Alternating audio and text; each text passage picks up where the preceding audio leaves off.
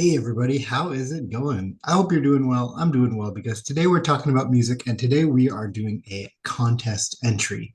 This might be my very first contest entry, but I've seen some of the channels doing this thread and I'm loving it. I love the channel. This is to get MGK Boston over 1 trillion subs. He's just shy of that number. So I think, the more people we can hop onto that train, the more we can push. But I just love the questions. I love the format. Just such a great channel. If you haven't already subscribed, please do. And let's get into the questions. Some of these are music related. Some, have props involved. Some don't. So just a great variety of questions. First one is a vacation question. Where do you like to go? And if you haven't been, where would you go? So I kind of answered both. One is New York City. I've been a few times, and I think when you're a tourist somewhere, you definitely get a different eye for what you're enjoying and all that. But I've been a few times, so I've done the touristy. You got to do things. So it's the kind of city that's always got something going on. There's something for everyone, and I've done the things that I felt like I've had to do. So I'd love to go back. I just love how much variety and stuff there is to do there. But somewhere I haven't been to that I'd love to go is Japan. I know a lot of people that have been to Japan. I know people from Japan. I know all kinds of stuff. And that's just a place that I've heard lots of fun things about. So I'd love to go to Japan someday. Question two, name a solo artist everyone seems to love, but you can't stand. Now, for some reason, I took this question not to mean just, an artist that's a singular name or something like that. For some reason, I took this as like an artist that was part of a group and then went solo, which I think in either case, my answer still stands, but maybe I could have thought of another artist as well. But my choice for a solo artist that everyone seems to love, but I can't stand. Again, I don't know if everyone seems to love this artist, and I don't know if I can't stand them, but I'm going to go with Sting, former front person of the Police. I think there's some nice hits there. I just don't understand compared to the Police's output and then Sting's solo output. Granted, I know some of the hits. I've never sat down and listened to some albums. Maybe there's a lot of deep cuts that I'm not getting, but for me, Sting as an artist, I just don't really get. Now, a band that everyone seems to love, but you can't stand. And this one I think holds true. I've only heard a few other people in this space online say that they also can't stand them, and that is the Talking Heads. I just find their production sleepy. There are some fun songs, and I think when you hear their live recordings, like Stop Making Sense, I do get it a little bit, but I just find them a very sleepy band. I don't think I could listen to an album all the way through. I think I could do like 4 or 5 songs into a greatest hits, and then I'm set. I'm good. So Talking Heads for a band, I just don't enjoy. Show a jazz album. Now I thought about going with some Bill Evans, but I was showing a lot of Bill Evans, and as much as I love Bill Evans on this channel, I'm going with this one. This is the Toshiko Akiyoshi Lu Tabakan Big Band. This is the album Long Yellow Road. I also have one of their other albums.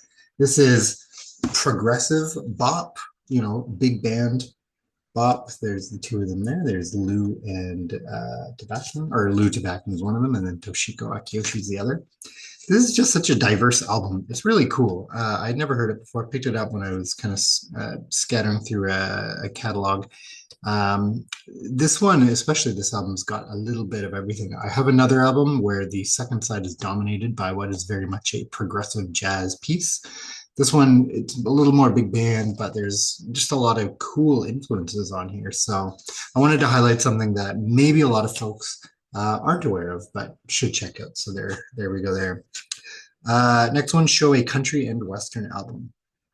Shocker, I'm not too much of a country and Western person. I do try to kind of listen to a little bit of everything, not to be someone that's like, oh, I love everything. I listen to everything, but so can I can learn to appreciate genres and go, oh, I like this aspect of a genre, or it turns out I really like music with these sorts of dynamics or something like that. That said, I have been listening to a little more country again from that big collection that I was able to grab, pieces out of. And one artist stuck with me. There's some other music I listened to, it wasn't for me, but one artist, for some reason, really, really got to me with their voice, their storytelling ability, and that was Emmylou Harris. I've gotten now about 7 of her albums as a piece of that, and this is the one I've been listening to lately. This is Blue Kentucky Girl, and just something about the voice, the quality backup band, the composition of the music.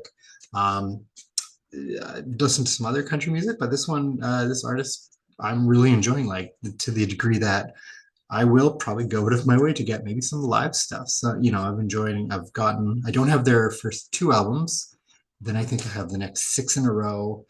And when you get to the end, there's a little bit of a dip in quality because it's sort of unreleased material for the last two albums.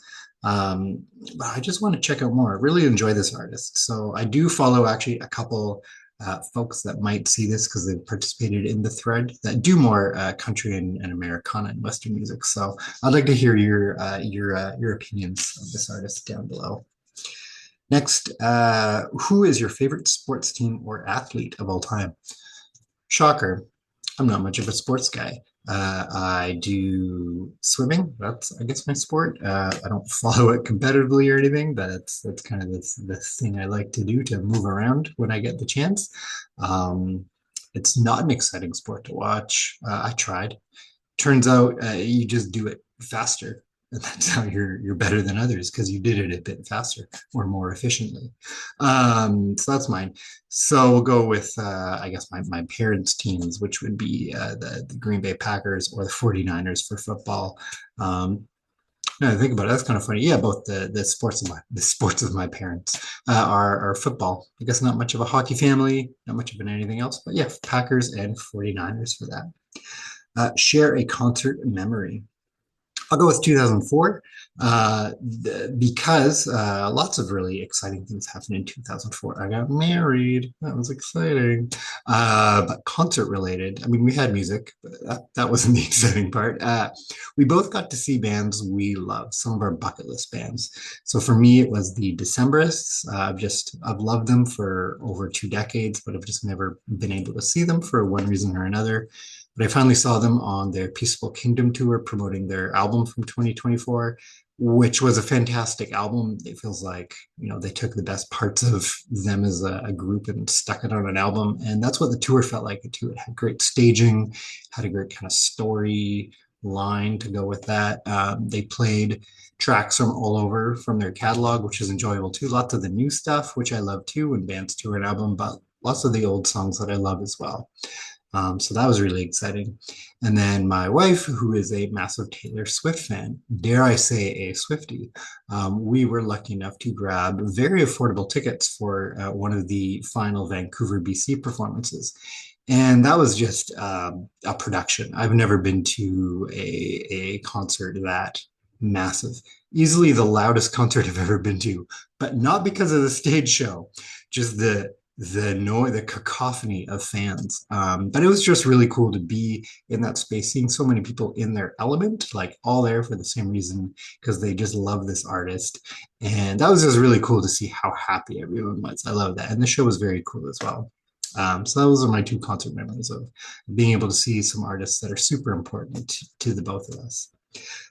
Shout out a newer vinyl community channel. I'm going to shout out someone that's recently been celebrating their 1 year anniversary, and they have a thread going on as well. And I'll do my best to tag them down below. That is the Northern Vinyl Guy. Now, Northern is Northern. I know people think, oh, Canada, it's all Northern. They're up in Moosonee, which is at the southern tip of Hudson's Bay. So for Canada, that's quite northern. So give them a follow. They've got some great videos, a great collection as well, very diverse music tastes. I like that a lot. Show an album by a Canadian artist. We can do this. And again, I've shown a lot of Canadian artists that I talk about quite often. So I wanted to do one that I really enjoy, but I haven't mentioned. So I'm going to go with Loverboy, and I wanted to stick with all vinyl. So even though it might not be my favorite, it's a good album, but not my favorite from the artist. We're going to go with the album Keep It Up by Loverboy. There we go there. Obviously, people know, their hits.